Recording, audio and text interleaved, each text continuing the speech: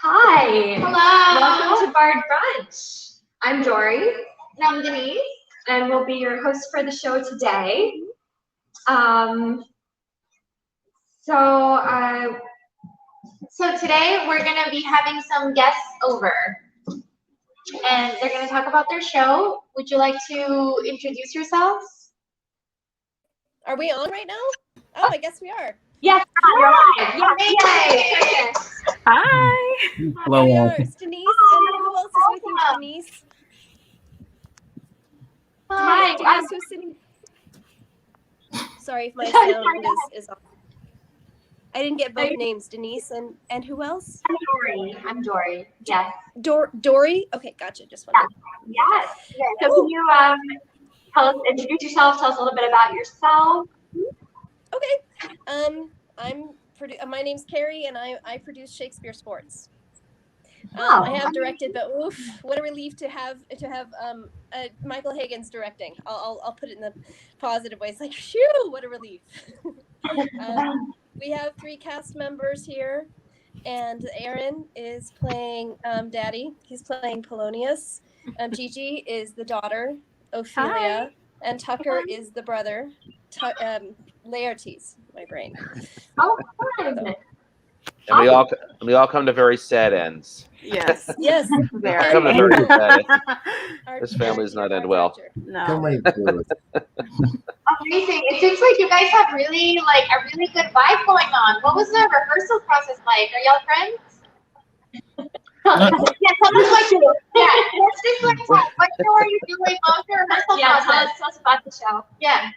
Well, actually, I'll go ahead and start that one off. So, Michael Higgins, director of the process. I brought the actors together with Carrie giving me the guys to direct this lovely piece of Hamlet. It is 90 minutes long because, I want to make sure Hamlet can be seen by all American audiences. Also, but the great thing about this cast is that, I've known all of them separately. I've known Aaron, Gigi, and Tucker in different types of shows we've done together. Although Gigi's making her New York debut, I believe, in this production. Yes, New York theater debut. Great. Nice. Yeah. So the beginning was the idea was last year we should have done this show live, but obviously COVID happened, and for safety's sake, we decided to put the show up on Zoom as a Zoom production. And at the time, Aaron had played, was it Rosencrantz you played? One of the two. I still get it confused. Every time I tell somebody about it, I'm like, yeah, I keep mixing up the 2 parts, and I can't even remember which one. Yeah, and then Gigi was the other one, so. I was Rosencrantz. There you go. Guildenstern. Yeah, thank you. Yeah, and so the Zoom show was amazing. We had a great time putting it all together. It was great to direct something that I really love and passionate about. And so when Carrie came to me and said, we want to do it live, of course I want to jump on and bring all the same actors back, bring the whole cast back, because the chemistry was amazing already. We had a great chemistry among everybody. And unfortunately, 2 actors couldn't do it because they literally left the state to do other great work. Which is a good reason to leave a show. If you're gonna leave a show, go do better and more work and higher paying work and whatever else kind of work you want to look at. So Aaron and Gigi happily took on different roles because I wanted to fulfill those. We brought in 2 new ones for Rosencrantz and Guildenstern, and we're off and running so far. Fabulous. And how is the process for rehearsal different than it would be, say pre-COVID, or is it not different? Is it very similar? Great question. It's different. I'll let everyone chime in as well because all 3 of them I've seen in live now. We began in Zoom rehearsals just for safety's sake. Also, our Hamlet is currently working in the Sterling Renaissance Festival, upstate New York. Wow. So he'll zoom in for some rehearsals. Other times he'll be live during the week because I'm doing the fight rehearsals with Hamlet and Laertes, Tucker. But otherwise, it's almost entirely Zoom for now. And then live rehearsals will begin in August. And our live rehearsal we had with Aaron and Gigi just last week with Matt was so amazing. It was awesome. It was greatly missed rehearsing live. Yes. Like to see people acting with each other, working with each other, finding chemistry with each other. Oh my God, I missed it. I missed it so much. I know they missed it. I could just tell. We all did. Yeah, we all did. It was perfect. I was so feeling the energy. It was amazing. That's great. It's great when you have that chemistry with people. It's so hard to find, honestly, I feel. Yeah. You know, with fellow actors. Yeah, really having that on stage and off stage chemistry too. And so it's great that you guys were able to rejoin and put on another show. That's awesome. Yeah, because I feel like the vibes is like you guys are friends. Yeah. Like now, you know, like I feel love all the way from here. It's been more or less long distance. It's been long distance, except for those of us who've been in person so far, because we've all been like through Zoom. But we have definitely. Hey, if you survive long distance, you're gonna make it. You know what they say, right? Exactly. Of course. Absolutely. So, do you have any like on stage or Zoom horror stories that you like to share? Yeah.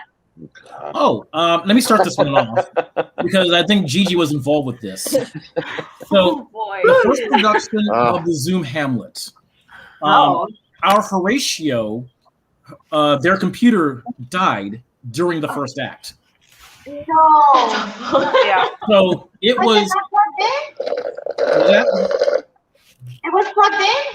It was plugged. I don't know what happened. Plugged in, lost the Wi-Fi signal. Something happened, but all of a sudden it's Hamlet and Marcellus and no Horatio to begin the entire play. Horatio is the one who tells you what happened. So poor Gigi, thinking on her feet, was just like, I'm going to make some stuff up and keep the play moving. Yeah. But Horatio needs to be here because Horatio tells Hamlet what is happening. So after 4 agonizing minutes, Horatio logs back in, has their script, and we can continue on the show.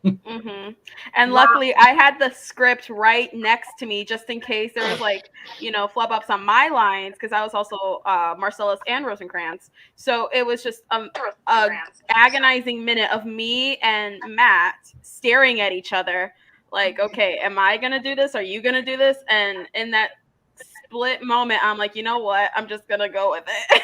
Yes, I love it. And let's be clear, we both had a little bit of Shakespeare experience, and improving Shakespeare is no easy feat. That's impressive. Yeah. And thank God for Matt, because he was just like, Marcellus, my friend. And I'm like, yes, hi. And I'm like, oh boy. Yeah, can we take a moment to talk about how Zoom has changed everything? I don't know about you guys, but now with the Zoom shows, I always have my script. They're like, I don't have to be free of book now. Yeah. Isn't it nice? Yeah. Well, I encourage the actors to at least be familiar with the lines.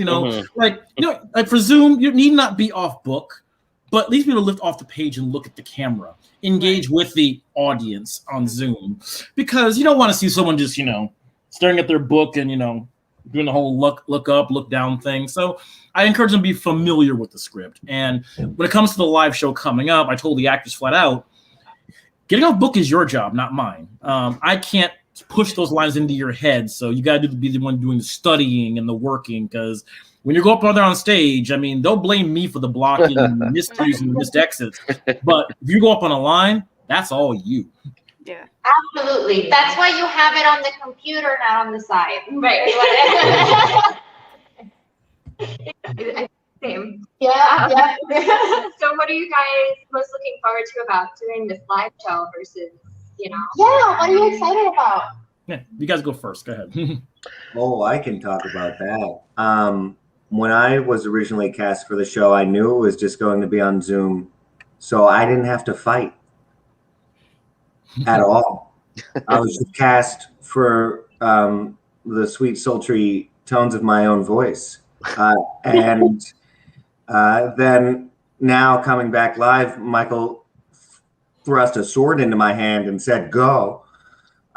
That's not true. He's actually. Yeah, I'm teaching that.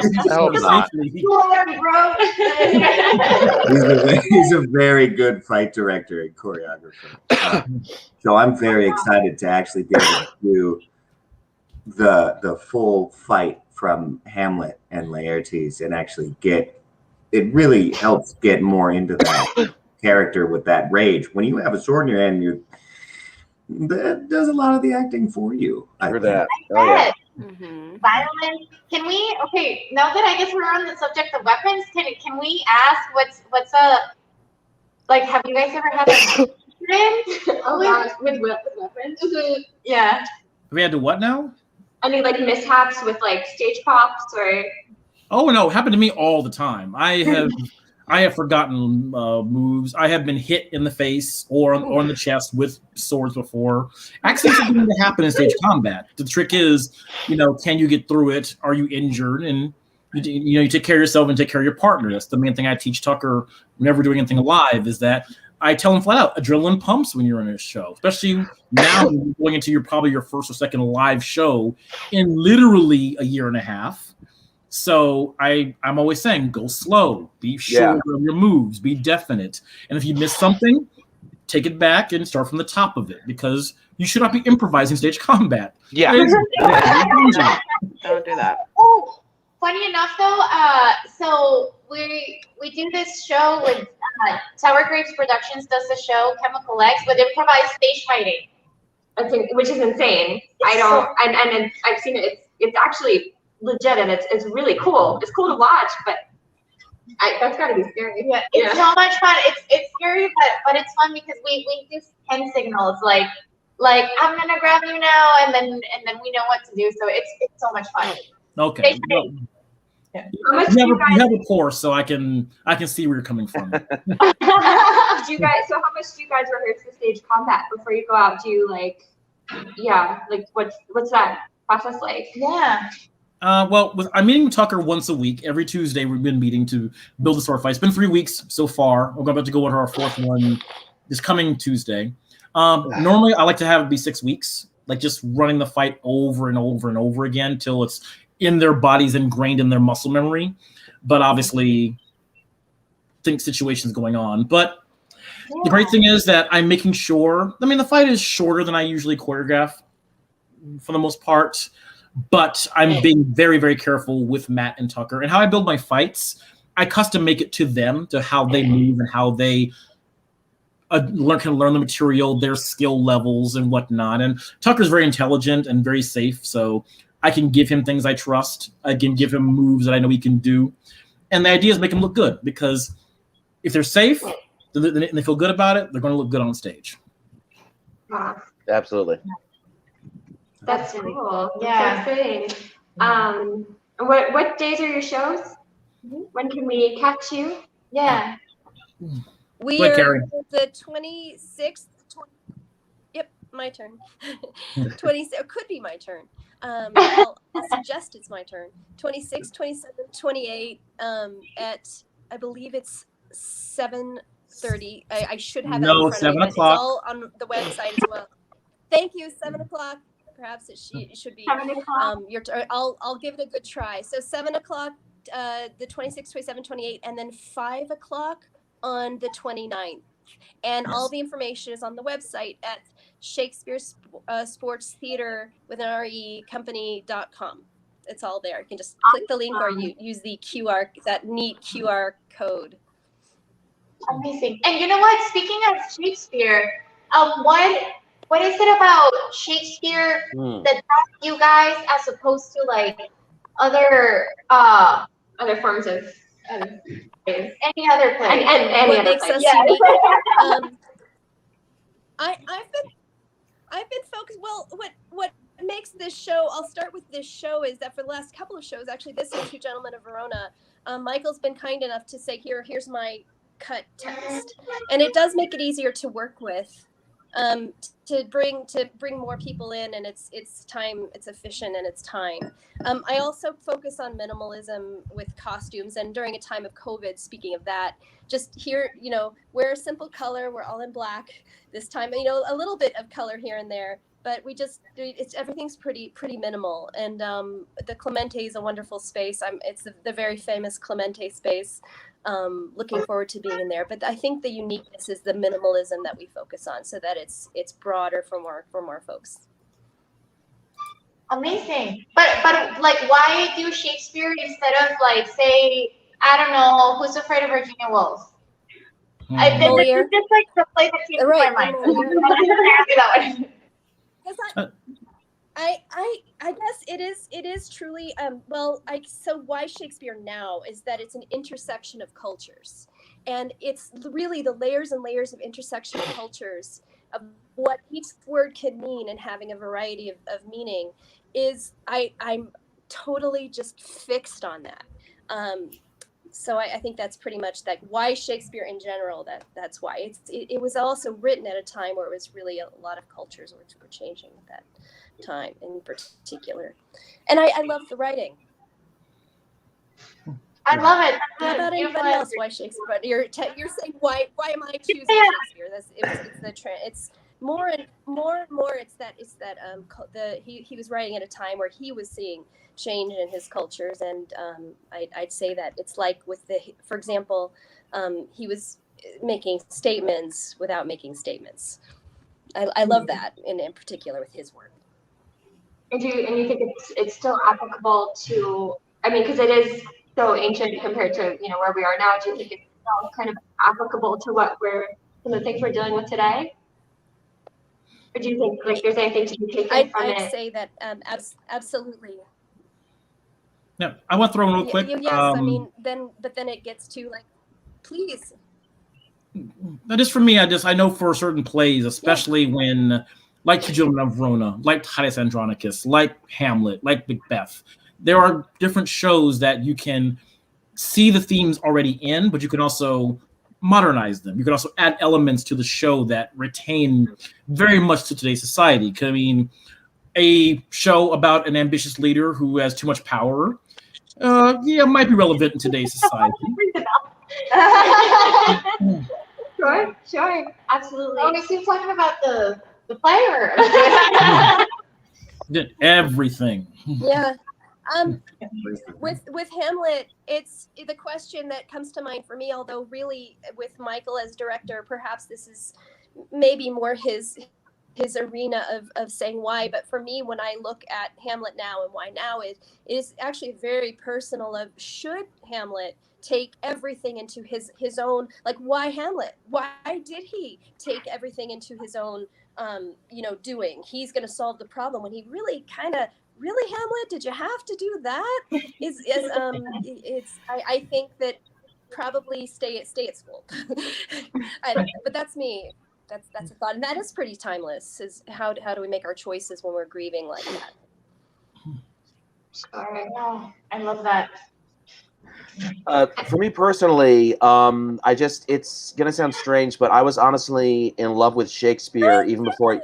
Genny! Hi. Hi. Just wanted to hop in personally. I have spent part of this rehearsal very sick in our theater's bathroom right now. I walked into the tail end of our rehearsal that we're doing Comedy Vera saying, hey everyone, light emergency. There is a virtual show I'm supposed to be hosting that I cannot do right now. So we have Dory and Denise here and they're wonderful. I just wanted to say hi first. And then I'm going to read back out. Hello.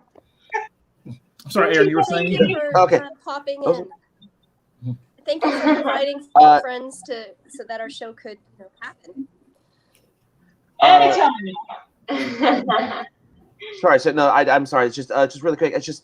I mean, for me personally, I was in love with Shakespeare and his language and his writing, even before I really decided I want to be an actor. Like even before like college, I'd be like walking around. I discovered like a book of Shakespeare's collected works in my parents' house. And I'd be walking around reading the speeches like Henry V, Richard III, and it's tough to describe. It was almost like a drug, just with words.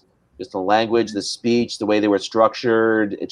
So I was in love with language and the flow of his writing, which has we've all still loved for 400 years, even before I really decided, I actually want to do this myself on stage. So for me, it's always been about the language, and it may take like time to become comfortable with it. You have the whole, iambic pentameter thing, whatever, but I've discovered that it's amazing that the more you rehearse with it and are more comfortable with it, when you have, of course, amazing directors like Michael here, you find little modern bits inside of it, either for your behavior or through moments or pauses, whatever, that even if you're dealing with words that are centuries old, you can still, make it relevant and a real life person recognizable today. And to me, that's just absolutely amazing. So that was my personally that, I mean, yes, I love plays like, Who's Afraid of Virginia Woolf and all kinds of different writers I love to do, but Shakespeare, it's so tough to describe. It's like something to aspire to, that if you can bring that alive in front of people, especially live in front of a person on a stage, it takes you to a whole nother level. If you get a chance to do that. To me, that's always been a blessing to have a chance to do that. Agreed. It's very cool that you're also bringing the minimalism to kind of enhance the language and the Shakespeare, because there is so much beauty, as you said, and there's so much to take from it. So I think that's a very cool concept. And I gotta say, I was born in Mexico, and so for me, Shakespeare was like whatever, But then honestly, and then when I moved to the U.S., I remember I had to take like this acting Shakespeare class, and it was so hard. But it's nice to learn how to appreciate it and like what he's trying to say, the poeticness of it. And I remember watching Taming of the Shrew. My old professor, Chuck Gordon, directed it. Wow. When you give a good actor a Shakespearean script, oh my God, it's the funniest shit. Like, I mean, and it was Taming of the Shrew, but so that's why I'm saying funny. But wow, like the Shakespeare plays are fucking cool when you give it to the right people, No, they really are. It's amazing. Absolutely. Once you take it off that pedestal that I think people are so afraid of, because they see this language that they're not familiar with, and it's like, oh, it's just like, like, you can't understand it. It's flowery, like it's fancy, and then people, try to put it up and they try to like, overact, and it's like, no, this is just, it's kind of just like a different language, but it's really when you bring the realness to it and the grounding to it, it can be so beautiful and so realistic. I love that. I wanted to add that real quick to that, because the live rehearsal that I got to have with Matt and Aaron and Gigi, like part of my job as a director is to make them look good. And so I want to make sure they're coming in the right entrance, leaving the right exit, standing in the right spot, standing in the light.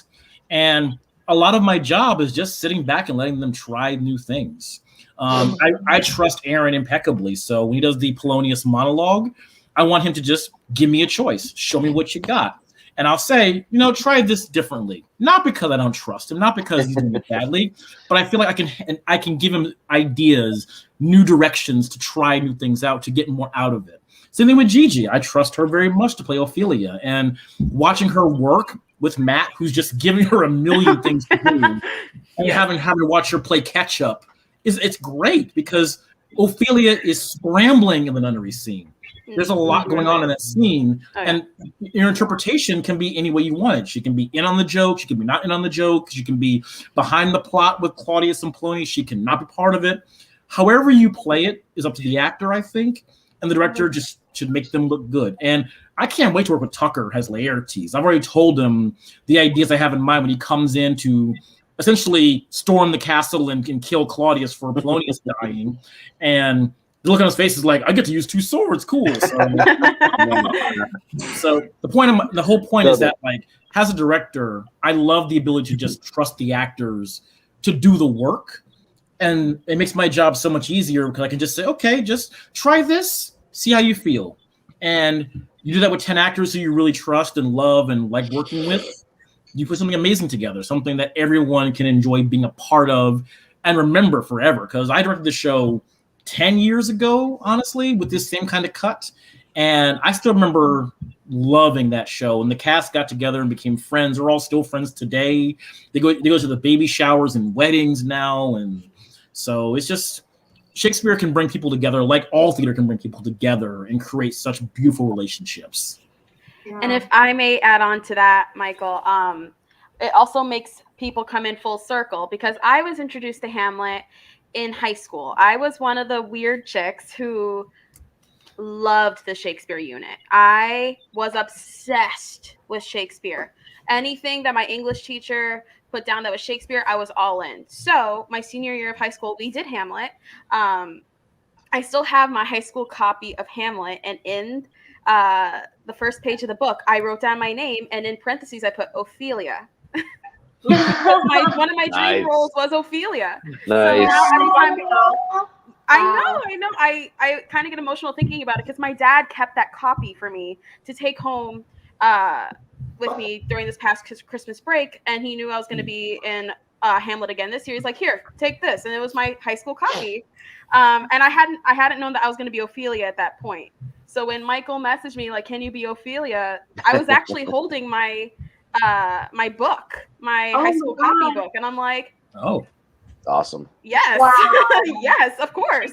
I still have all the old notes. I still have everything with it. So it's such a full circle moment because I remember, just in English class, I'm like, okay, like, yes, it's getting beaten over with the head with us with Shakespeare, but this is like it's a different interpretation every time because in high school people were like, oh, Ophelia is just crazy bitch, she's just like goes insane because she gets rejected. But now playing Ophelia, you realize that she has so much going on with her father, her brother, her lover. Like she doesn't just go crazy because she gets rejected. That's kind of shallow, honestly. She goes crazy because her father dies and her lover kills her father. Yeah, it's so crazy to like think of like different interpretations of how Ophelia changed for me within the years that I grew up. So it's like this really full circle moment. I'm just so honored. I'm so honored.